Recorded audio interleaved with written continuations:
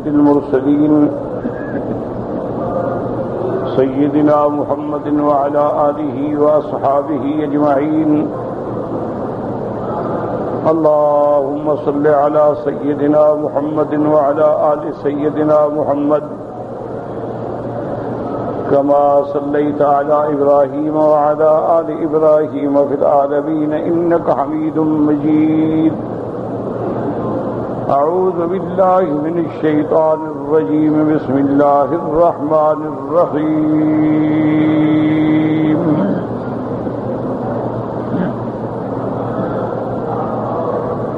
وقالوا ربنا إنا أطعنا سادتنا وكبراءنا فأضلونا السبيلا ربنا آتهم ضعفين من العذاب والعنهم لعنا كبيرا. يا أيها الذين آمنوا لا تكونوا كالذين آذوا موسى فبرأه الله مما قالوا وكان عند الله وجيها. قال المؤلف والمفسر رحمه الله تعالى: أدام النفع بعلومه وعلومكم في الدارين آمين، إلى أن قال: ربنا آتهم ضعفين من العذاب، أي بكفرهم وإغوائهم إيانا، والعنهم لعنا كبيرا. قرأ بعض القراء بالواو الموحدة وقرأ آخرون بالثاء المثلثة وهما قريب المعنى. اب مفسر رحمۃ اللہ علیہ ان آیات مبارک کی تفسیر بیان فرماتی ہیں کہ قیامت والے دن جب جہنمی جہنم میں ہوں گے تو اللہ تبارک و تعالی سے فریاد کریں گے کہ ربنا آتهم ضعفین من العذاب، کہ یا اللہ یہ ہمارے جو سردار ہیں جو بڑے ہیں ان کو ڈبل عذاب دیں، کیونکہ ایک تو انہوں نے بے کفرہم کہ خود بھی کفر کیا اور ہمیں بھی اغوا کیا، گمراہ کیا، تو ان کو تو دوہرا عذاب دیں. وَلْعَنْهُمْ لَعْنًا كَبِيرًا، اور ان پہ اپنی بہت بڑی لعنت بھیجیں. اس میں دو قراتیں ہیں، بعض قرآن نے پڑھا وَلْعَنْهُمْ لَعْنًا كَثِيرًا، اور بعض علماء نے پڑھا وَلْعَنْهُمْ لَعْنًا كَبِيرًا بالباء اور بالثاء، لیکن دونوں میں معنی میں کوئی اختلاف نہیں. یا اللہ یہ تو سب سے زیادہ لعنتی ہیں، سب سے زیادہ لعنت کے مستحق ہیں. کما فی حدیث عبداللہ عمرو بن ابی بکر قال یا رسول اللہ صلی اللہ علیہ وسلم علمنی دعاء ادعو به فی صلاتی. قال قل اللهم انی ظلمت نفسی ظلما کثیرا ولا يغفر الذنوب إلا أنت فاغفر لي مغفرة من عندك وارحمني إنك أنت الغفور الرحيم. أخرجه في الصحيحين. يروى كثيرا وكبيرا وكلاهما بمعنى صحيح. واستحب بعضهم أن يجمع الداعي بين اللفظين في دعائه وذلك نظر. اس روایت میں آتا ہے حضرت عبداللہ ابن عمرو سے روایت ہے کہ سیدنا ابی بکر رضی اللہ تعالی عنہ نے عرض کیا کہ یا رسول اللہ صلی اللہ علیہ وسلم علمنی دعاء، مجھے دعا سکھلائیں جو میں نماز میں مانگا کروں. حضور پاک نے فرمایا کہ نماز میں جب درود پڑھ لیں تو اس کے بعد یہ دعا کیا کرو: اللہم انی ظلمت نفسی ظلما کثیرا. تو یہ کثیرن بھی ہے کبیرن بھی ہے، دونوں پڑھنا جائز ہے کہ یا اللہ میں نے اپنی جان پہ بہت ظلم کیا ہے. ولا یغفر الذنوب الا انت، اور نہیں گناہوں کو بخشنے والا کوئی مگر آپ. فاغفر لی مغفرۃ من عندک، مولا اپنی طرف سے مغفرت فرما دے. وارحمنی، اور رحمت فرما. انک انت الغفور الرحیم، آپ بخشنے والے بھی ہیں، رحمت فرمانے والے بھی ہیں، رجاؤ بھی صحیح ہے، یروا کثیرن و کبیرن۔ تو اس حدیث میں جو لفظ ہے دعا کے اندر کثیرا ظلمن کثیرن، تو بعد میں آیا ظلمن کبیرن، تو دونوں جائز ہیں، بلکہ بعض علماء کہتے ہیں کہ دعا مانگنے والا دونوں لفظ استعمال کرے، لیکن یہ قول صحیح نہیں ہے، جو بھی کرے ایک کرے، انی ظلمت نفسی ظلما کثیرا یا ظلما کبیرا۔ بل الاولی ان یقول ھذا تارۃ وھذا تارۃ، بلکہ اولا افضل یہ ہے کہ کبھی تو دعا میں کہے اللہم انی ظلمت نفسی ظلما کثیرا، اور کبھی کہے اللہم انی ظلمت نفسی ظلما کبیرا، یعنی دونوں کو ایک دفعہ نہیں، کبھی اس طرح کہہ دیا کبھی اس طرح کہہ دیا۔ كما أن القارئ مخير بين القراءتين أيتهما قرأ أحسن وليس له الجمع بينهما والله أعلم، جیسے کہ قرآن کی اس آیت میں ربنا آتهم ضعفين من العذاب ولعنهم لعنا كبيرا، اس میں بھی قاری کو اجازت ہے کبیرن پڑھے یا کثیرن پڑھے، لیکن دونوں جمع نہیں کر سکتے۔ وقال ابو القاسم الطبراني حدثنا محمد بن عثمان بن شيبة قال حدثنا زرار بن صلب قال حدثنا علي بن هاشم عن عبيد الله بن نافع أبيه في تسمية من شهد مع علي رضي الله تعالى عنه الحجاج بن عمرو بن غزية، وهو الذي كان يقول عند اللقاء يا معشر الأنصار أتريدون أن تقولوا لربنا إذا لقيناه ربنا إنا أطعنا سادتنا وكبرانا فضلونا السبيل ربنا آتهم ضعفين من العذاب والعذاب كبيرا۔ اب مفسر رحمۃ اللہ علیہ فرماتی ہیں کہ اس میں آتا ہے کہ وہ لوگ جو حضرت علی رضی اللہ تعالیٰ عنہ کے ساتھ تھے، جیسے حجاج بن عمرو غزیہ ہیں، وہ اکثر کہتے تھے انصار کو کیا تم چاہتے ہو کہ قیامت والے دن ہم اپنے اللہ کے آگے یہ کہیں کہ ان کی وجہ سے ہم راستہ بھٹکے؟ یا ایھا الذین آمنوا لا تکونوا کالذین آذوا موسیٰ فبرأہ اللہ مما قالوا وَكَانَ عِندَ اللَّهِ وَجِيهًا۔ اب اس آیت میں اللہ تبارک و تعالی نے خطاب فرمایا ایمان والو لا تکونوا، نہ تم بنو ان لوگوں کی طرح جنہوں نے موسیٰ علیہ السلام کو ایذا پہنچائی۔ معنی یہ ہوتا ہے، یہ ضروری نہیں ہوتا کہ صحابہ نے بھی نعوذ باللہ ایذا پہنچائی ہو، ایک ہے ایذا بلا قصد، ایک ہے ایذا قصدن یعنی عمدن حضور کو ایذا پہنچانا، یہ تو صحابہ سے ممکن ہی نہیں ہے، سب صحابہ پاک ہیں، سب صحابہ محفوظ ہیں، اور صحابہ محبت میں حضور کے پروانے ہیں، ان سے قصدن ایذا پہنچانے کا تو تصور ہی نہیں۔ ہاں یہ ہوا ہے کہ بغیر ارادے کے کوئی کام کیا حضور کو ناگوار گزرا، جیسے کہ آپ پہلے پڑھ چکے ہیں کہ حضور کی شادی کی دعوت میں صحابہ آئے تو گھر میں بیٹھ گئے، کھانا کھانے کے بعد بھی بیٹھ گئے، تو اب حضور کے لیے گناہ گزرا کہ گھر میں ایک عورت ہے اور کمرہ کوئی نہیں، وہ بیچاری دیوار کی طرف منہ کر کے بیٹھی ہوئی ہے اور تم بیٹھے باتیں کر رہے۔ حتیٰ کہ حضور خود اٹھ کے تشریف لے گئے کہ میرے اٹھنے سے ان کو کچھ سمجھ آئے گا، لیکن پھر بھی نہ گئے۔ حضور صلی اللہ علیہ وسلم واپس آئے، وہ پھر بھی باتیں کر رہے۔ تو یہ ایذا حضور کو پہنچی، تکلیف پہنچی، لیکن اس میں صحابہ کا کوئی قصد نہیں، کوئی ارادے، انہوں نے تو اس بات کو ایذا سمجھا ہی نہیں بیچارہ۔ تو اس لیے ایک یہ ہوتا ہے ایذا بلا قصد، کہ ایذا تکلیف تو پہنچی لیکن اس کا ارادہ تکلیف پہنچانے کا نہیں تھا، اور ایک ہوتا ہے ایذا بقصد کہ آمدن ایذا پہنچائے۔ تو آمدن نبی کو ایذا پہنچانا جو ہے وہ تو کفر ہے اور مستحق لعنت ہے۔ تو اس لیے پہلے آپ پڑھ چکے ہیں کہ اللہ نے فرما دیا تھا کہ ان الذین یؤذون اللہ ورسولہ، جو اللہ کو ایذا پہنچاتے ہیں یا اللہ کے رسول کو ایذا پہنچاتے ہیں، اللہ کی طرف سے لعنت ہے ان پر۔ تو اسی ضمن میں اللہ نے یہ واقعہ بھی بیان کیا کہ ایمان والو تم ایسے نہ بنو جیسے موسیٰ کی قوم نے موسیٰ علیہ السلام کو ایذا پہنچائی۔ اس کے واقعے میں مفسرین نے کئی واقعات نقل کیے ہیں،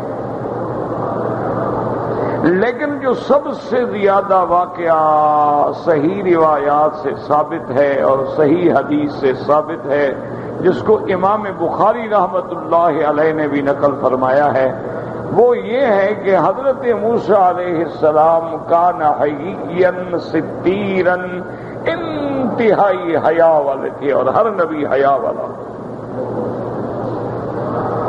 تو سیدنا موسیٰ علیہ السلام کو جب غسل کی ضرورت ہوتی تو آپ بہت دور چلے جاتے، آبادی سے کہیں دور کسی چشمے پہ یا پانی لے کے بہت دور چھپ کے جا کے غسل فرماتے۔ اور موسیٰ علیہ السلام کی قوم جو تھی اس دور میں، ان کے اندر یہ شرم و حیا نہیں تھی، مرد مردوں کے سامنے ننگے نہاتے تھے، عورتیں عورتوں کے سامنے ننگی نہاتی تھی، اور یہ عیب بھی نہیں سمجھتے تھے۔ تو جب انہوں نے دیکھا کہ موسیٰ علیہ السلام تو کبھی ہمارے سامنے غسل نہیں کرتے ہیں، ان کو موقع ملا، انہوں نے کہا ہاں معلوم ہوتا ہے موسیٰ علیہ السلام میں کوئی عیب ہے، اس لیے وہ ہمارے سامنے ننگے نہیں نہاتے ہیں، ورنہ اگر کوئی عیب نہیں ہے تو ہم بھی نہاتے ہیں، وہ بھی نہائیں۔ تو بعض نے کہا کہ معلوم ہوتا ہے کہ آپ کو برس کے داغ ہیں، وہ جو سفید سفید داغ ہو جاتے ہیں، اللہ بچائے۔ اور بعض نے کہا کہ معلوم یہ ہوتا ہے کہ انہو آدر، یعنی آپ کے خصیتین جو ہیں وہ بڑے ہوئے ہیں۔ اور بعض نے کچھ کہا اور بعض نے کچھ کہا۔ تو سیدنا موسیٰ علیہ السلام اپنی عادت کے مطابق غسل کے لیے تشریف لے گئے اور اپنے کپڑے اتار کے ایک پتھر پہ رکھ دیے اور آپ چشمے میں غسل فرمانے لگے۔ جب غسل کر کے فارغ ہوئے تو دیکھا کہ پتھر بھی نہیں، کپڑے بھی نہیں۔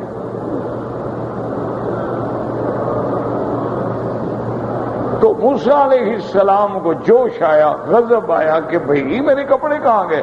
کسی بندے نے اٹھایا، دیکھا تو نظر ڈالی تو دیکھا کہ پتھر خود چل رہا ہے اور کپڑے پتھر پہ ہیں۔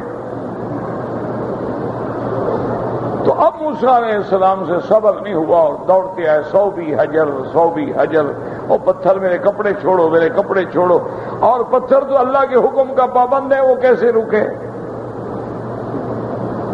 تو وہ پتھر چلتے چلتے چلتے ایسے مقام پہ پہنچا جہاں موسیٰ علیہ السلام کی قوم کا بہت بڑا اجتماع تھا، وہاں رکا، اور حضرت موسیٰ علیہ السلام بھی جذبات میں دوڑتے آئے پیچھے۔ اور جب وہاں آئے تو ان لوگوں نے دیکھا، انہوں نے کہا واللہ ما بھی عیب، آپ میں تو کوئی عیب نہیں۔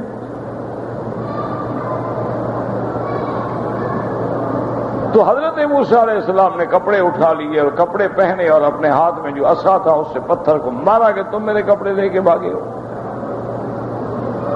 اور یہ بھی روایات میں ملتا ہے کہ آپ نے 3-4 دفعہ اس کو مارا اور اس کے باقاعدہ اس لکڑی کے پتھر میں داغ بن گئے، اثر بن گیا آپ کے مارنے سے، تاکہ علامت باقی رہے کیا پتھر۔ تو اللہ تبارک و تعالی نے حضرت موسیٰ علیہ السلام کی برات کر دی۔ اب اس میں 2 مسئلے سمجھیں اچھی طرح۔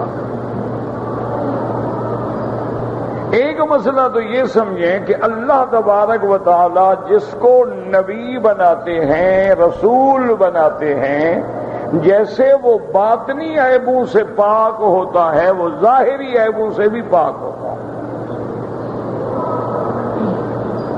ایک بات سمجھ لیں اچھی طرح کہ اللہ نے جتنے نبی بھیجے، جتنے رسول بھیجے ہیں، وہ باطنی اعتبار سے بھی گناہوں سے پاک ہوتے ہیں، اللہ ان کو جسمانی عیب سے بھی پاک بھیجتے ہیں۔ اسی لیے کوئی یہ پیغمبر کانا نہیں آیا، کوئی پیغمبر لنگڑا نہیں آیا، کوئی پیغمبر لنجا نہیں آیا، کوئی پیغمبر اندھا نہیں آیا، کوئی پیغمبر برس والا نہیں آیا، کوئی پیغمبر ایسی کراہت والی بیماری لے کے نہیں آیا۔ جسم بھی پاک، جان بھی پاک، روح بھی پاک۔ اور اسی طرح اللہ تبارک و تعالی نے کوئی نبی کسی ادنا قوم میں نہیں بھیجا، حالانکہ قوم ایسی بات نہیں ہوتی، اللہ کے ہاں تو جس کا تقوی زیادہ ہے اس کی شان بڑی ہے، لیکن عرف عام میں تو لوگ سمجھتے ہیں نا کہ جناب یہ خان ہے، یہ بلوچ ہے، یہ افغان ہے، یہ فلان ہے، اور یہ جو یہ چھوڑو جی یہ تو کمی ہے، یہ پاولی ہے، یہ موچی ہے، یہ ایسا ہے۔ تو یہ قومیں جو ہیں نیچ اور نیچ سمجھی جاتی ہیں۔ اللہ نے اپنا کوئی نبی کسی نیچ قوم میں نہیں بھیجا، اکرمہم نسبا، اعلی نسب میں نبی بھیجے تاکہ ان کے نسب پر بھی اعتراض نہ ہو، ان کے حسب پر بھی اعتراض نہ ہو، اور ان کے جسد پر بھی اعتراض نہ ہو، ان کے ظاہر پر بھی اعتراض نہ ہو، اور ان کے باطن پر بھی اعتراض نہ ہو۔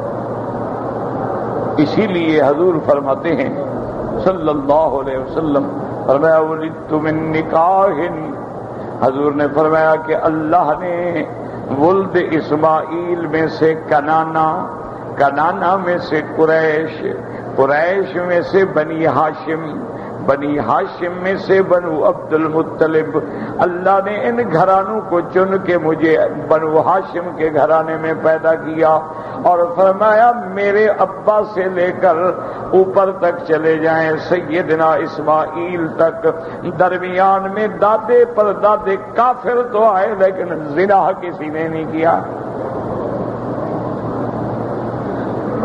اللہ نے پاک رکھا اپنے نبی کو کہ اس نسب میں اور اس سلسلے میں بھی زنا نہیں آیا، تاکہ حضور کے نسب پہ کوئی داغ نہ لگا سکے۔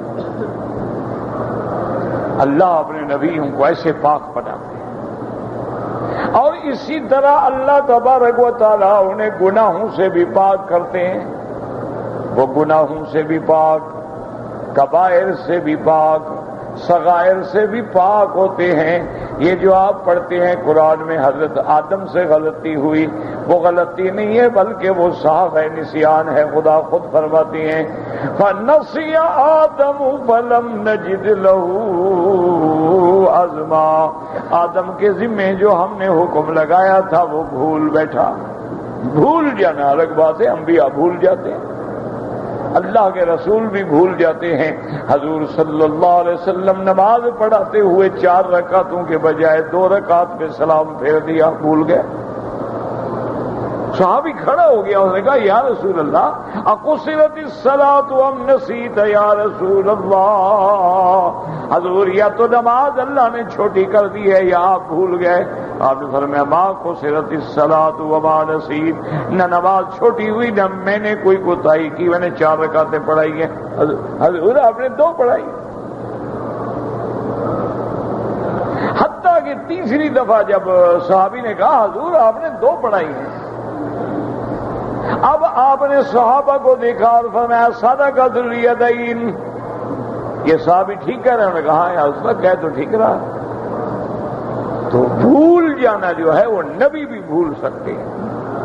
اسی طرح 2 کام ہوتے ہیں، ایک افضل ہے ایک غیر افضل ہے۔ کبھی ترک افضل ہو جاتا ہے نبی سے، کبھی ترک اولا بھی ہو جاتا ہے نبی سے، لیکن گناہ نہیں ہوتے، گناہوں سے نبی پاک،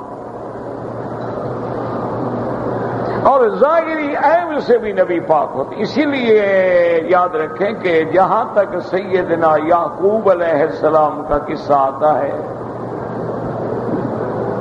کہ حضرت یعقوب علیہ السلام فراق یوسف میں روتے روتے روتے، تو یہ جو لوگ کہتے ہیں نا کہ نابینا ہو گئے، یہ غلط بات ہے۔ مانا یہ تھا کہ آپ کی نظر اتنی کمزور ہو گئی کہ گویا سیاہی جو تھی سپہری میں بدل گئی۔ اس لیے قرآن کہتا ہے وَبِيَضَّتْ عَيْنَاهُ مِنَ الْحُزْنِ فَهُوَ كَظِيمٌ،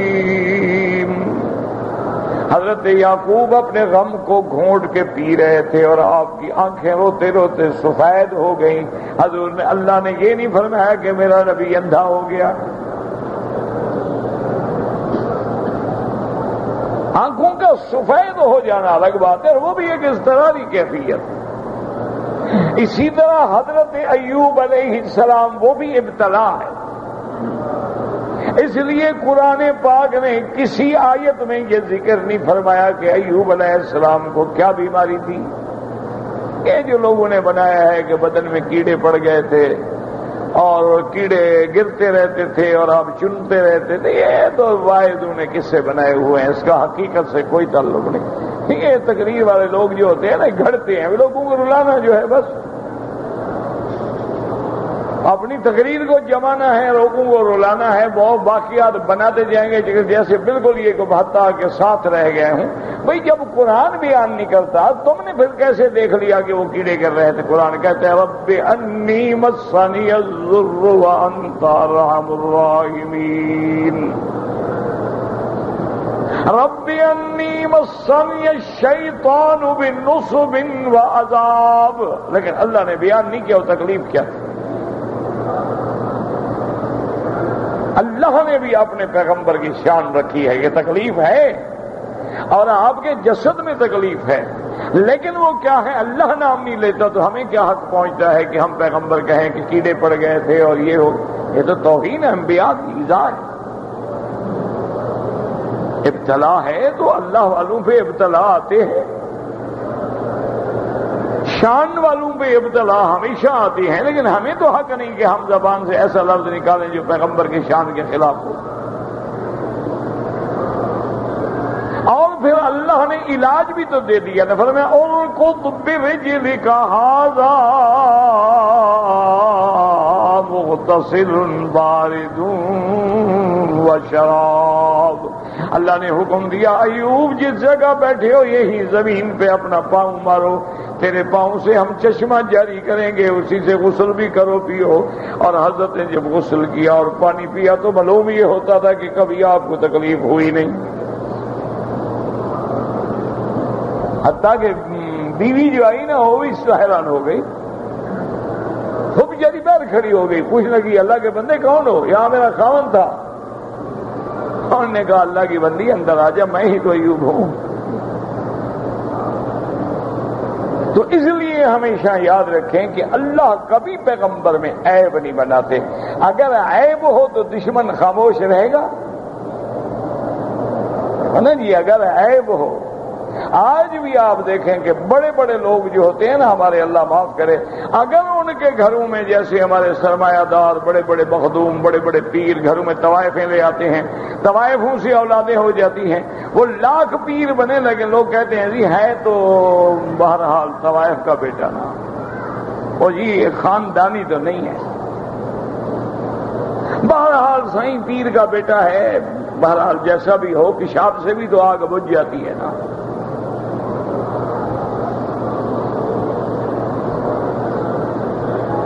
تو یہ باتیں جو ہیں یہ شان نبوت کے خلاف، اسی لیے حضور پاک نے جس دن غزوہ حنین پہ صحابہ کے پاؤں اکھڑ گئے، اللہ کے نبی آگے کھڑے ہیں اور فرماتے ہیں انا النبی لا کذب انا ابن عبد المطلب، فرمایا لوگوں میں اللہ کا سچا نبی ہوں، میں جھوٹا نہیں، میں نہیں ہٹوں گا پیچھے، اور یاد رکھو میں کوئی عام خاندان کا بندہ نہیں، میں عبد المطلب کا بیٹا ہوں۔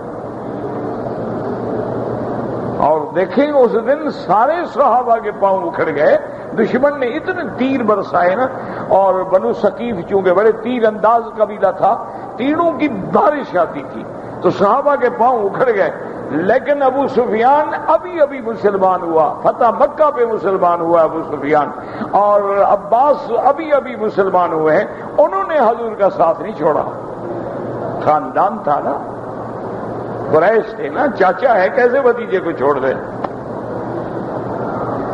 وہ بالکل بغلا آپ کی جو خچر جس پہ آپ سوار تھے دلدل پہ، اس کے دونوں ہاتھوں سے ایک رکاب عباس کے پاس ہے، ابو سفیان کے پاس، کھڑے رہے حضور کے ساتھ۔ تو نسب میں لازمی بات ہے کہ کچھ تو اثر ہوتا ہے نا، اس لیے اللہ اپنے نبی ذات حسب و نسب، اعلیٰ حسب اعلیٰ نسب سے بھیجتے ہیں، اور وہ ان کا باطن بھی پاک، ظاہر بھی پاک، جسم بھی پاک، روح بھی پاک ہوتی، تاکہ کوئی اعتراض نہ کر سکے۔ اور دوسری بات یہ سمجھیں کہ آخر اللہ نے ایسا کیوں کیا؟ دوسرا مسئلہ یہ سمجھیں کہ یہ کوئی معمولی بات تو نہیں نا کہ نبی ننگے آ جائیں کسی کے سامنے۔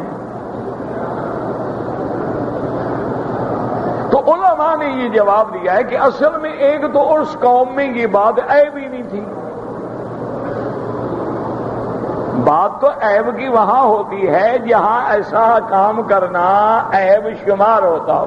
اب آپ دیکھیں نا کہ یورپ جائیں، باہر کے ملکوں میں جائیں، وہاں تو لڑکیاں اور عورتیں جو ہیں وہ جناب بیچ پہ، سمندر کے کنارے پہ اپنا غسل کرتی ہیں، کبھی سوئمنگ کاسٹیوم ہوتی ہیں، کبھی ویسے بکنی میں پڑی ہوتی ہیں، ریت پہ پڑی ہیں، عیب ہی نہیں. ان میں نعوذ باللہ یہ بات کوئی عیب ہی نہیں. جیسے ہمارے لوگ گورا ہونے کی کوشش کرتے ہیں نا جی کہ فلانی کریم لگاؤ، فلانی کریم لگاؤ، فلانی کریم لگاؤ، گورے ہو جائیں گے. وہ اپنے آپ کو کالا کرنے کی کوشش کرتے ہیں. وہ سارے گورے ہوتے ہیں نا، تو وہ کوشش کرتے ہیں کہ ہم دھوپ میں جائیں، کوئی دھوپ کا جلد پہ اثر پڑے، کچھ تو رنگ ہمارا تبدیل ہو جائے. یہ بالکل بندر کا رنگ جو ہے بالکل سفید کیسے ہو جائے گا؟ تو وہ اپنی کوشش میں لگے ہوتے ہیں کہ سمندر میں غسل کیا، ریت پہ پڑے رہے، پھر کریمیں شریمیں مار کے پڑے رہے. اچھا جی، جراثیم بھی مر جائیں گے، جلد بھی ٹھیک ہوگی، اور رنگ بھی تھوڑا سا سفیدی سے اس شدت سورج کی وجہ سے اور سمندر کی وجہ سے تبدیل ہوگا. تو ان کے نزدیک یہ عیب نہیں ہے. تو اللہ نے یہ حکم دیا چونکہ بنو اسرائیل، موسیٰ علیہ السلام کی قوم میں تو یہ عیب تھا نہیں. یہ تو ہمیں نئی بات نظر آ رہی ہے نا کہ ایسا کیوں ہوا. جب ان میں عیب ہی نہیں تھا تو اعتراض کرنے کا کیا معنی؟ وہاں تو مقصد صرف یہ تھا کہ حضرت موسیٰ علیہ السلام کے جسد پہ کوئی عیب نہیں، آپ کو کوئی بیماری نہیں، آپ بیماری سے نہیں چھپتے، بلکہ آپ کثیر الحیا ہیں اور شرم والے لوگ ہیں، اور جو کثیر الحیا ہوتے ہیں نا وہ چھپتے ہیں. اچھا، ابھی بھی ہمارے پٹھان بھائی ہیں، بڑے بڑے قبائل ہیں، اور اچھا ان میں بھی یہ مصیبت ہے بیچاروں کی کہ اگر وہ حمام میں جائیں یا کسی مجلس میں بیٹھے ہوں، حالانکہ بندہ ہے، انسان ہے، اگر ہوا خارج ہو جائے، آواز آ جائے، وہ شرم سے مر جاتے ہیں. اچھا، گھر چھوڑ کے نکل جاتے ہیں کہ اب میں قوم کو کیسے منہ دکھاؤں، یہ وہ آدمی ہے جس کی آواز ہم نے سنی تھی. حالانکہ وہ بے بس ہے، غریب، اس کے بس میں بھی نہیں ہے، لیکن نہیں، ان کے عادات ہیں قبائل کے، اس لیے وہ حمام کے بجائے پہاڑوں میں چلے جائیں گے. وہ گھر چھوڑ کے جناب میلوں کا سفر کر کے جائیں گے پیشاب وغیرہ کے لیے کہ تاکہ ہماری آواز کوئی نہ سن لے. اگر کسی نے آواز سن لی پھر تو ہم بڑا ذلیل ہو گئے. حالانکہ ان کے بس میں بھی نہیں، لیکن قبائل ہیں، عادات ہیں. تو اس لیے ہمیشہ یاد رکھیں کہ یہ اعتراض اس وقت ہوتا جب حضور کی امت میں ایسا واقعہ ہوتا. حضور کی امت میں کسی کو ننگا دیکھنا بھی لعنت ہے اور دکھانا بھی لعنت ہے. الناظر والمنظور، دیکھنے والے پر بھی لعنت، دکھانے والے پر بھی لعنت. لیکن اس زمانے میں تو یہ مسئلہ ہی نہیں تھا نا. اور دوسری علماء نے یہ بات لکھی ہے کہ جزاء سیئۃ سیئۃ مثلھا، اللہ تبارک و تعالی ہر بندے کو اس قسم کی سزا دیتے ہیں جس قسم کی سزا پہ وہ اکڑتا ہے. اب دیکھیں کہ فرعون نے کیا کہا تھا موسیٰ علیہ السلام کے سامنے.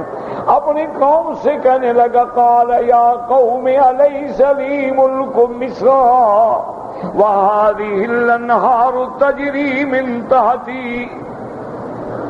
کہنے لگا کہ لوگوں دیکھو کمال کی بات ہے، ملک میرا، طاقت میری، میرے محلات کے نیچے نہریں بہ رہی ہیں، اور موسیٰ علیہ السلام کے بعد رہنے کی جگہ نہیں ہے. یہ میرے مقابلے پہ آ گیا.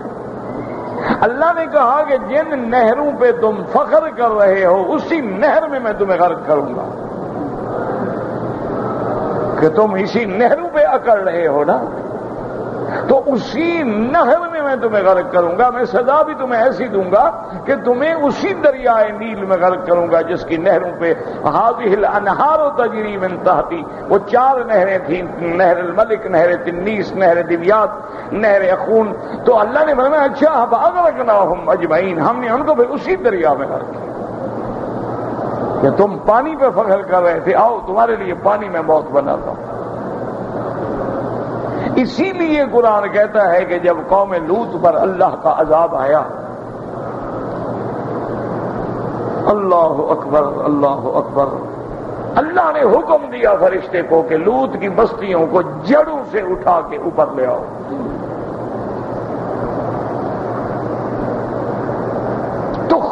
الارض، یعنی جہاں تک زمین کا نیچے جڑیں ہیں نا وہاں سے اٹھا لو.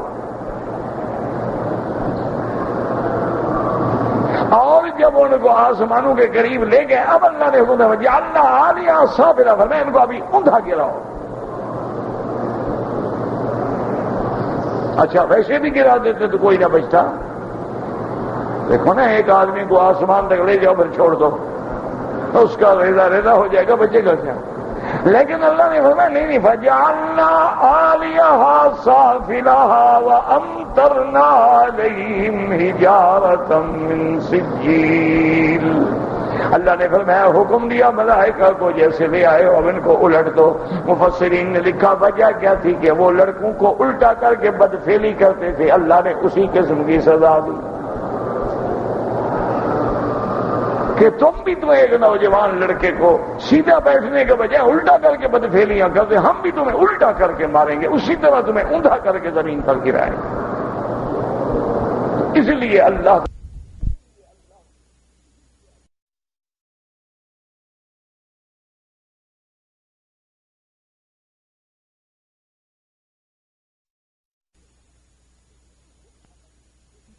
عمل کہ جیسا عمل اسی طرح کی سزا دی جائے. اسی لیے آتا ہے نا قیامت والے دن وہ مولوی جو جھوٹ بولتے ہیں، لوگوں کو بدعات میں ڈالتے ہیں، لوگوں کو غلط مسئلے بناتے ہیں، پیسے لے کے خوشامدیں کرتے ہیں، حق چھپا جاتے ہیں، ان کو لگام جہنم کی چڑھائی جائے گی. کیونکہ اسی منہ سے وہ چھپاتے تھے نا، اسی منہ سے جھوٹ بولتے تھے، سزا بھی وہی ملے گی کہ لگام چڑھاؤ اس کو، اور لگام بھی جہنم کی. تو اس لیے اب آپ سمجھیں کہ موسیٰ علیہ السلام کو اس طرح لے آنا جو ہے یہ عیب نہیں تھا، بلکہ اللہ نے ان کی برات کا انتظام کیا. فرمایا یا ایھا الذین آمنوا لا تکونوا کالذین آذوا موسیٰ فبرأہ اللہ مما قالوا وکان عند اللہ وجیہا. اور موسیٰ علیہ السلام اللہ کے ہاں بڑے شان والے، بڑے رتبے والے تھے. اب مفسر رحمۃ اللہ علیہ فرماتے ہیں قال البخاری رحمہ اللہ تعالی عند تفسیر هذه الآیہ حدثنا اسحاق بن ابراہیم قال حدثنا روح بن عبادہ قال حدثنا عوف بن الحسن محمد وخلاص عن ابی ہریرہ رضی اللہ تعالی عنہ قال قال رسول اللہ صلی اللہ علیہ وسلم ان موسیٰ علیہ السلام کان رجلا حیا. آپ نے فرمایا کہ موسیٰ علیہ السلام جو تھے بڑے حیا والے انسان تھے، اور حضور پاک بھی اشد حیاء من العذراء فی خدرہا. حدیث میں آتا ہے میرا مدنی محمد مصطفیٰ اتنے باحیا تھے کہ کوئی کنواری لڑکی جو ہے وہ بھی اتنی باحیا نہیں ہوگی. یہ کنواری لڑکی اس زمانے کی، آج کی نہیں. آج کی کنواری لڑکی تو ماں کو پڑھاتی ہے.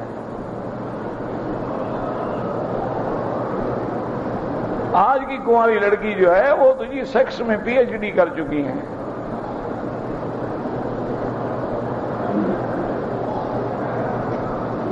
فرماتے ان موسیٰ علیہ السلام کان رجلا حیا کثیر الحیاء وذلك قول تعالی یا ایھا الذین آمنوا لا تکونوا کالذین آذوا موسیٰ فبرأہ اللہ مما قالوا وکان عند اللہ وجیہا.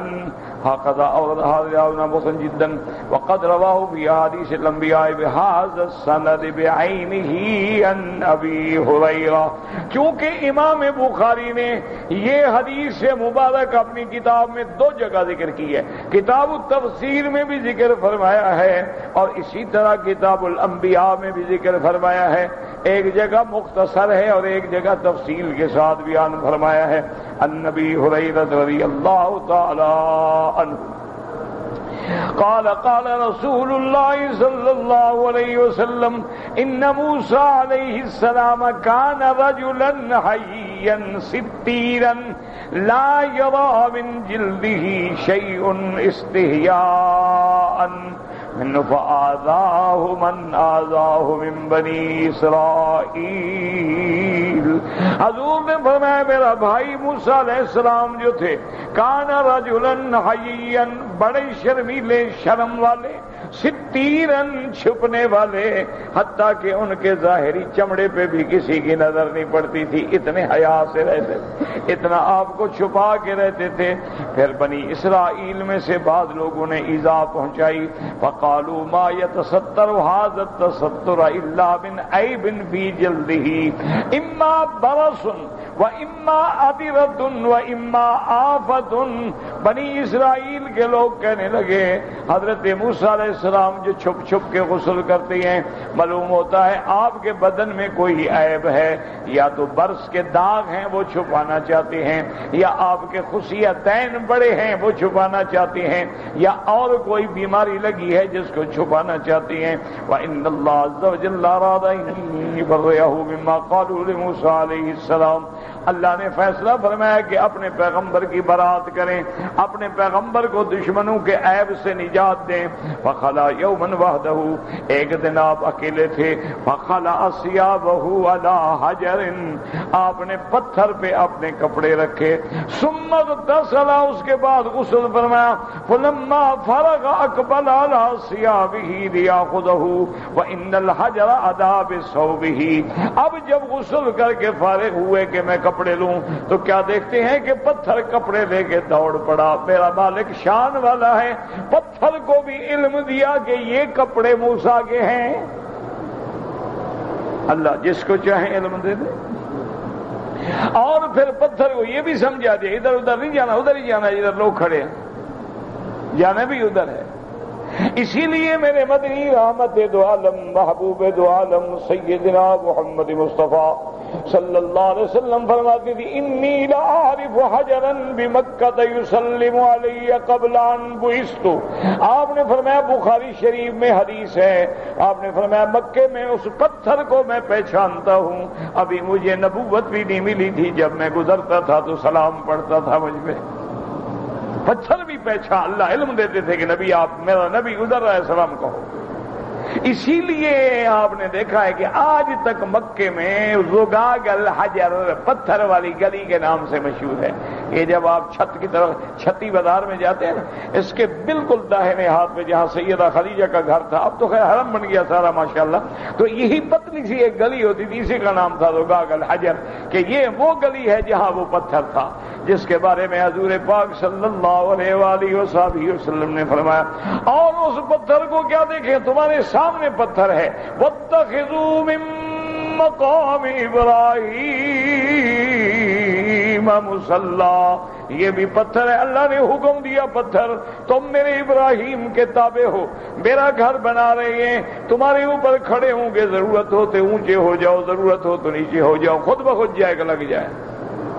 نہ مشینوں کی ضرورت ہے، نہ کسی جنریٹر چلانے کی ضرورت ہے، نہ کسی مستری کو بلانے کا، بھئی نیچے ہو جاؤ، نیچے ہو گیا، اوپر ہو جاؤ، اوپر ہو گیا۔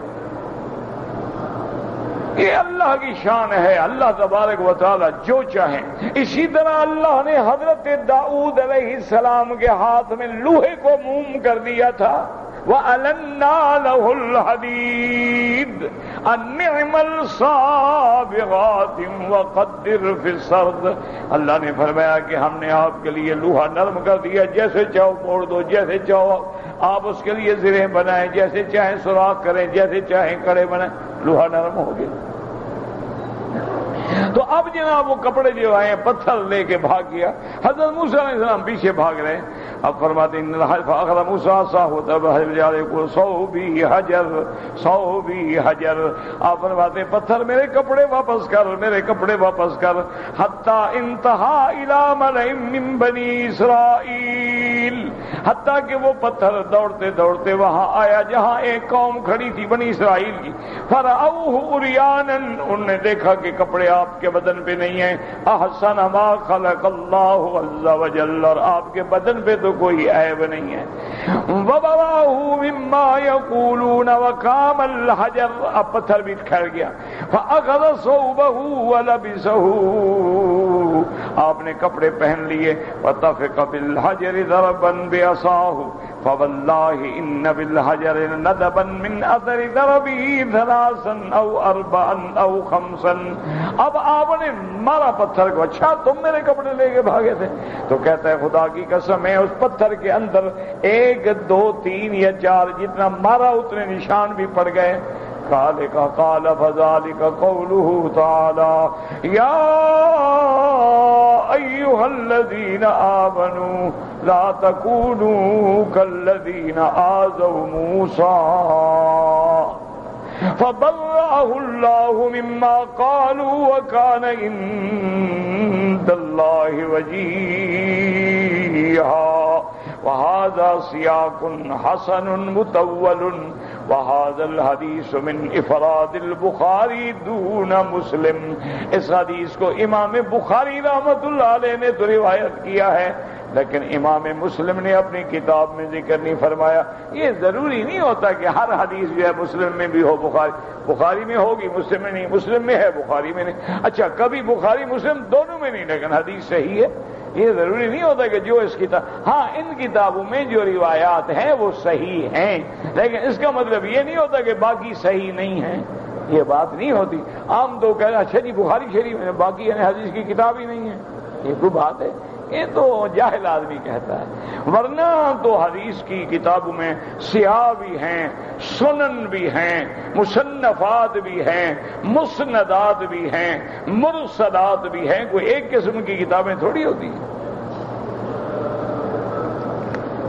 وقال الامام احمد حدثنا روح قال حدثنا عوف عن الحسن عن النبي صلى الله عليه وسلم وخلاص ومحمد النبي هريرة رضي الله تعالى عنه عن النبي صلى الله عليه وسلم أنه قال في هذه الآية يا أيها الذين آمنوا لا تكونوا كالذين آذوا موسى فبرأه الله مما قالوا وكان عند الله وجيها. قال رسول الله صلى الله عليه وسلم إن موسى كان رجلا حييا ستيرا لا يكاد يرى من جلده شيء استحيا منه. ثم ساق الحديث كما رواه البخاري مطولا ورواه عنه في تفسيره عن روح النوف به ورواه ابن جرير من حديث الثوري عن جابر الجوفي عن عامر الشعبي عن أبي هريرة رضي الله تعالى عنه عن النبي صلى الله عليه وسلم بنحو هذا. وهكذا رواه من حديث سليمان بن مهران الأعمش عن المنهال بن عمرو عن سعيد بن جبير وعبد الله بن الحارث عن ابن عباس في قوله لا تكونوا كالذين آذوا موسى. قال قومه له انك آدر. قوم نے الزام لگایا تھا کہ آپ کے خصیتین بڑے ہوئے ہیں.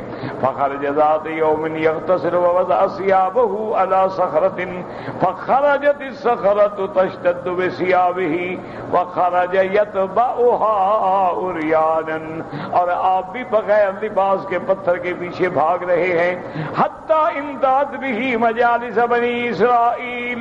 قال فراؤه ليس بآدر فذلك قوله تبارك وتعالى فبرأه الله مما قالوا وكان عند الله وجيها.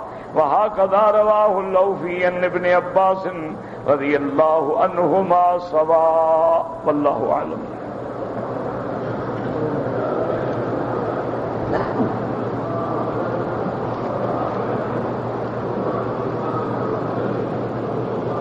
اگر کسی امام کی داڑھی چھوٹی ہے، سنت کے مطابق نہیں ہے، تو اس کو امام نہ بنائیں. اس کی وجہ یہ ہے کہ میرے آقا نے رحمت دو عالم نے صلی اللہ علیہ وسلم نے فرمایا ہے کہ فَلْيَؤُمُّكُمْ أَقْرَؤُكُمْ. ایک تو امام اس کو بناؤ جو قاری ہو قرآن کا، جو قرآن غلط پڑھے امام نہ بناؤ.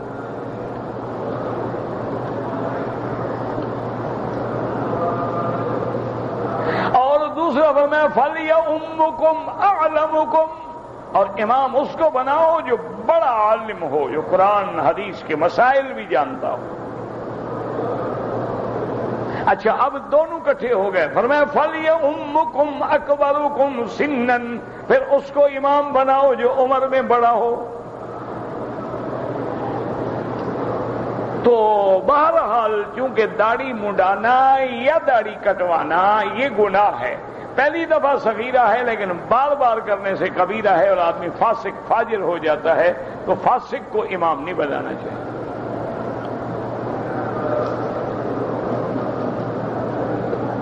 نمازی کے آگے حرم میں گزرنا درست ہے؟ بالکل درست نہیں، حرم ہو یا غیر حرم ہو۔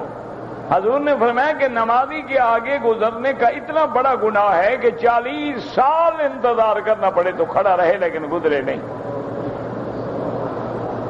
اور ہمارے لوگ ہیں بیچارے، وہ جانتے نہیں ہیں، طواف ختم کریں گے وہیں اللہ اکبر شروع کر دیں گے۔ اللہ کے بندے یہ طواف ہے، ابھی طواف والے آ جائیں گے، ہٹ جاؤ پیچھے۔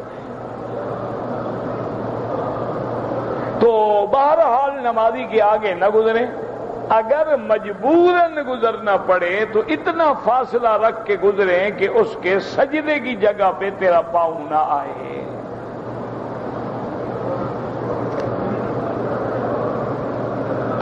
کہتے جی کو میرے رشتہ دار ہیں لیکن شیعہ ہیں، ان کو زکوٰۃ دے سکتے ہیں اگر وہ بیچارے جاہل ہیں۔ جاہل شیعہ اور پڑھے لکھے شیعہ میں فرق ہوتا ہے۔ جاہل بیچارے کو تو پتہ ہی نہیں ہوتا نا، جس ماحول میں پیدا ہوا اسی کا بن گیا۔ سنیوں میں پیدا ہوا سنی بن گیا، شیعہ میں پیدا ہوا شیعہ بن گیا، قادیانی میں پیدا ہوا قادیانی بن گیا، قبر پرستوں میں پیدا ہوا قبر پرست بن گیا، موحدوں میں پیدا ہوا موحد بن گیا۔ یہ تو ماحول ہوتا ہے، وہ بیچارہ جانتا ہی نہیں مسئلہ، اس کے لیے تو کوئی حرج نہیں۔ اگر پڑھا لکھا ہے تو نہ دیں، چونکہ جاننے کے باوجود وہ صحابہ کی دشمنی کرتا ہے تو قرآن کا مخالف۔ اللہ قرآن میں کہتا ہے میں صحابہ سے راضی ہوں، خدا راضی ہے، یہ ابھی تک ناراض ہیں، گالیاں دیتے ہیں۔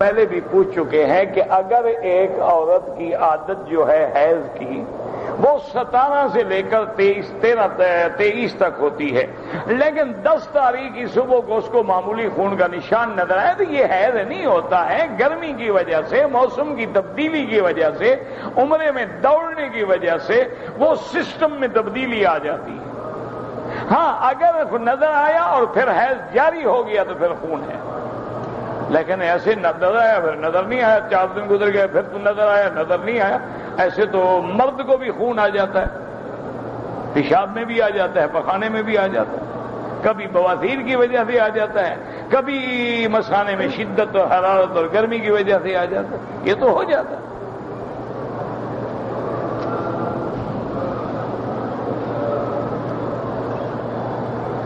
میرے بیٹے کے سسرال فوت ہو گئے، اللہ مغفرت فرمائے، جتنے بھی فوت ہو گئے اللہ سب کی مغفرت فرمائے۔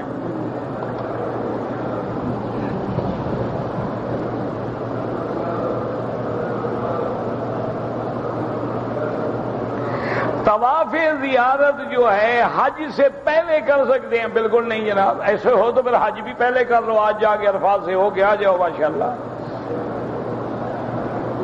کیونکہ قوم بڑی تیزی میں ہے نا، کمپیوٹر کا زمانہ ہے نا، تیز چلنا چاہتی ہے۔ اللہ کے بندے طواف زیارت جو ہے اس کا وقت ہی 10 ذی الحج سے شروع ہوگا، تم پہلے کیسے کر سکتے ہو؟ ہر چیز کا وقت ہے۔ اب یہ تو نہیں نا کہ ایک آدمی کہے کہ چلو عشاء کے بعد یار فجر کی نماز بھی پڑھ لو، پتہ نہیں رات نیند نہ کھلے۔ ہر چیز کا وقت ہے، ان الصلاۃ کانت للمؤمنین کتابا موقوتا۔ پھر میرے پاک نبی نے حج کر کے امت کو دکھلایا اور فرمایا خذوا عنی مناسککم، آپ نے فرمایا حج کرنے کا طریقہ سیکھ لو، لعلی لا اراکم بعد عامی ھذا، ہو سکتا ہے اگلے سال میں تم میں نہ آؤں۔ تو آپ وفات فرما گئے، آپ کا فرمانا بھی صحیح ہو گیا، آپ ربیع الاول میں فوت ہو گئے، پھر تو نہیں آئے نا حضور۔ وہی حجۃ الوداع ہے، وہی پہلا حج ہے، وہی آخری حج ہے۔ تو آپ 8 کو مینا گئے، 9 کو عرفات گئے، رات مزدلفہ میں آئے، 10 کو آگے کنکری ماری، قربانی کی، بال منڈائے، پھر طواف زیارت کیا۔ تو اس کا ایک وقت ہے، یہ کیا مطلب ہے کہ پہلے کر لو؟ ہر آدمی جان چھڑانے کے لیے آیا ہوا ہے، کوئی حج کرنے کے لیے تھوڑا آیا ہوا ہے۔ بس یہ تو خون لگا کے نام شہیدوں میں لکھوانا ہے۔ اللہ کریم ہے، اس کے دروازے پہ آ گئے ہیں، وہ خیرات دے کے قبول فرما لے، ورنہ ہمارا حال پتلا ستلا ہے۔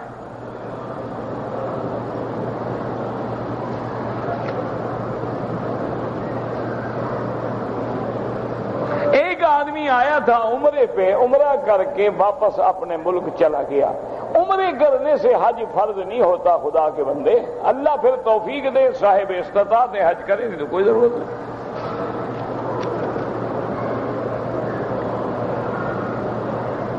میں رمضان سے ایک ہفتہ پہلے آیا ہوں، آپ کا حج افراد ہوگا، حج مفرد، آپ صرف حج کا احرام باندھیں گے، لبیک بحجۃ اللہم لبیک لبیک لا شریک لک لبیک، احرام باندھیں گے، مینا جائیں گے، عرفات جائیں گے، مزدلفہ، واپس آ کے کنکریاں ماریں گے اور سر مڈا ڈالیں گے۔ آپ حج مفرد والے پہ حج کی بکری واجب ہی نہیں، اپنی خوشی سے کرے تو 100 کر دے۔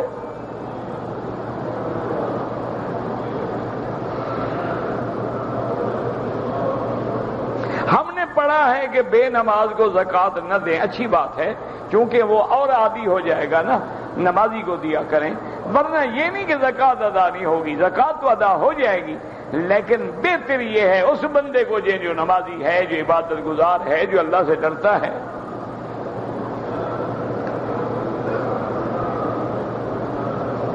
اگر قرآن رکھا ہے اور نیچے کوئی جوتا رکھ لیتے، اللہ کے بندے یہ فاصلہ موجود ہے، رکھنے والے کی نیت بھی بے ادبی نہیں ہے تو کوئی بات نہیں۔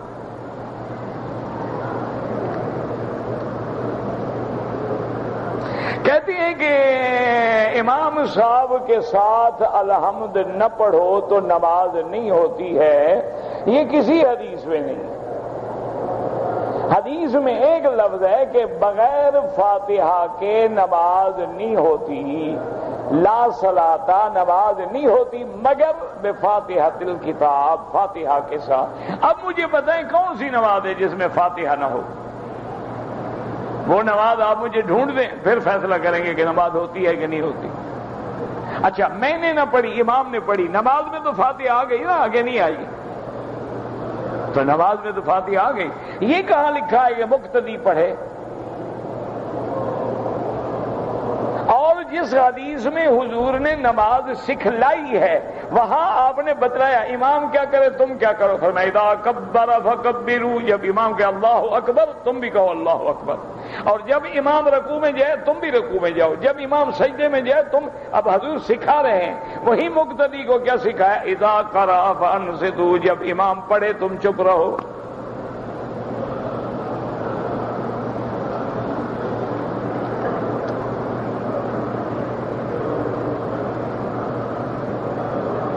اگر عورت نافرمان ہے تو اس کو آپ مثلاً بات کرنا چھوڑ دیں، اس کے ساتھ ایک بیڈ پہ بستر پہ لیٹنا چھوڑ دیں، اس کے ساتھ مباشرت چھوڑ دیں، ضرورت پڑے تو معمولی سا مار بھی سکتے ہیں، یہ معنی ہے۔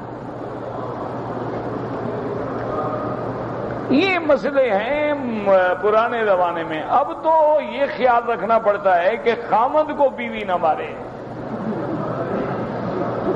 خامن تو خیر مارتا ہی نہیں بیچارہ، وہ تو یتیم ہے نا، خامن تو خیر مارتا ہی نہیں۔ اب تو مسئلے کا حل کرو، مولویوں سے کہو کہ یہ کوئی مسئلہ بتائیں کہ بیوی نہ مارے۔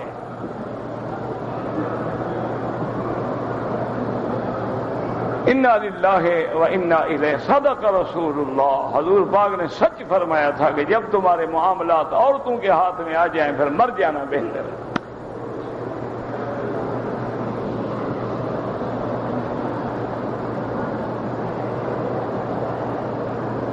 میں دمام سے آیا عمرے کے لیے، عمرہ کر کے واپس دمام چلا جاؤں گا۔ حج کے لیے مجھے مکہ سے احرام باندھنا ہوگا؟ بالکل نہیں، جب حج کے لیے آئے اسی طرح طائف کے میقات سے آپ احرام باندھیں۔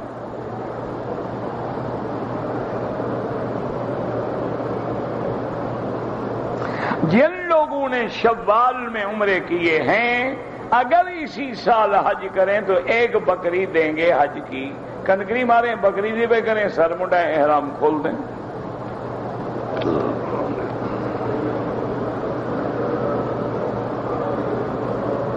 ہاں، عمرہ جو قضا کرنا ہے تم نے، اس کے لیے مسجد عائشہ سے بھی کر سکتے ہو۔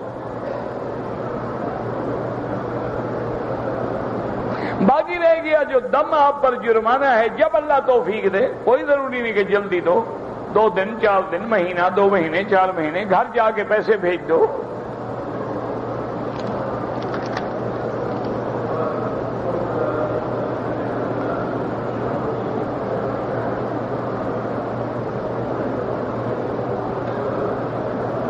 کہتے جی کہ عید کے 10 دن جو ہے بڑا رش ہوتا ہے حج میں، تو آپ نہیں آنا چاہیے تھا۔ آپ کو کیا خیال تھا اس دفعہ کوئی بندہ نہیں ہوگا حج پر؟ نہیں، اگر رش کا خیال ہے تو آپ وہاں مہندی لگا کے بیٹھ جاتے، کسی کو حج بدل پہ بھیج دیتے۔ باقی رش کا مجھے تو آج تک سمجھ نہیں آیا۔ ابھی سب سے بڑا رش تو طواف زیارت میں ہوتا ہے نا، چھوٹے چھوٹے بچے کرتے ہیں طواف زیارت، ان کو تو رش میں کبھی کچھ نہیں ہوا۔ 10 ہے، 11 ہے، 12 ہے، 13، اتنا دن ہے تو 24 گھنٹے رش کھڑا رہے گا۔ جو طواف کر کے آئیں گے نکل جائیں گے مینا واپس۔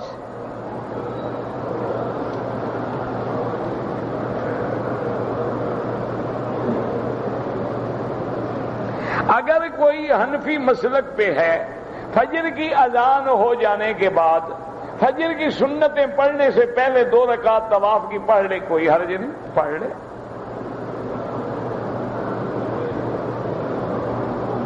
اگر ایک حنفی مسلک وہ آدمی ہے، امام حرم کے پیچھے نماز جنازہ پڑھ رہا ہے، 1 سلام پھیرو تو جنازہ صحیح ہے، 2 پھیرو تب بھی جائز ہے، کوئی مسئلہ نہیں ہے اس میں، یہ کوئی جھگڑے والے مسئلے نہیں ہیں۔ حدیث میں وہ بھی ہے وہ بھی ہے، تو یہاں کے امام دونوں حدیثوں پہ عمل کر لیتے ہیں۔ باقی نمازوں میں 2 سلام پھیر دیتے ہیں، جنازے میں 1 سلام پھیر دیتے ہیں، تاکہ دونوں حدیثوں پہ عمل ہو جائے، کوئی مسئلہ نہیں۔ اگر آپ دوسرا سلام پھیریں گے تب بھی کوئی منع نہیں۔ اگر میں حنفی مسلک پہ ہوں تو عصر کی نماز کے بعد 2 رکعت طواف نہ پڑھیں، مغرب کے بعد پڑھیں۔ کندھا اور یہ کھلا رکھ کے نماز پڑھیں، مکروہ ہو جائے گی نماز۔ کپڑے سے اچھی طرح لپیٹ لیں کپڑا، وہ تو صرف طواف میں ہم نے کھولنا ہے کندھا۔ نماز جنازہ کی نیت کیسے کریں؟ یہی جنازہ پڑھیں، اللہ اکبر، اور نیت کیا ہوتی ہے؟ ہاں، سورت 3 کی جو آخری آیت ہے، الیس اللہ بأحکم الحاکمین بلا وانا علی ذلک من الشاہدین، بالکل کہنا چاہیے، لیکن فرق اتنا ہے کہ امام ابو حنیفہ فرماتے ہیں کہ نماز میں ہو تو نہ کہو، اور بعد میں ہو تو کہتے رہو۔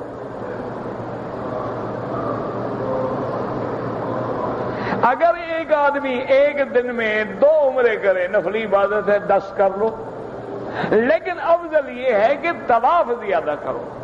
عمرہ کرنا بھی ہو تو وقفے سے کرو کہ بال نکل آئیں، بعد میں آرام سے عمرہ کرو۔ ربنا تقبل منا انك انت السميع العليم وتب علينا انك انت التواب الرحيم اللهم فرج هم المهمومين نفس كرب المكروبين واقض الدين عن المدينين واشفنا واشف مرضانا ومرضى المسلمين واشفنا واشف مرضانا ومرضى المسلمين اللهم احفظنا واحفظ اهلنا اولادنا اخواننا اخواتنا ازواجنا ذرياتنا بيوتنا وبيوت المسلمين عن الشرور والفتن والزلازل والمحن ما ظهر منها وما بطن۔ یا اللہ عالم اسلام کی عزت کا فیصلہ فرما، یا اللہ عالم اسلام کے غلبے اور نصرت کا فیصلہ فرما۔ یا اللہ مسلمان جس ملک میں ہیں، یا اللہ مسلمان عراق میں ہیں، کشمیر میں ہیں، فلسطین میں ہیں، ہند میں ہیں، بنگلہ دیش میں ہیں، پاکستان میں ہیں، افغان میں ہیں، جہاں بھی ہیں ان کی جان مال آبرو عزت کی حفاظت فرما۔ یا اللہ مسلمانوں کی جان مال آبرو عزت کی حفاظت فرما۔ یا اللہ مسلمانوں کی مساجد اور مدارس کی حفاظت فرما۔ یا اللہ دین کے کام کرنے والوں کی حفاظت فرما۔ یا اللہ دین کی دعوت دینے والوں کی حفاظت فرما۔ یا اللہ دین کی تبلیغ کرنے والوں کی حفاظت فرما۔ یا الہ العالمین اسلامی ملکوں کی قدم قدم پہ حفاظت فرما۔ یا اللہ اس بلد الامین کو قیامت تک ہر فتنے سے محفوظ فرما۔ یا اللہ بیماروں کو شفا عطا فرما۔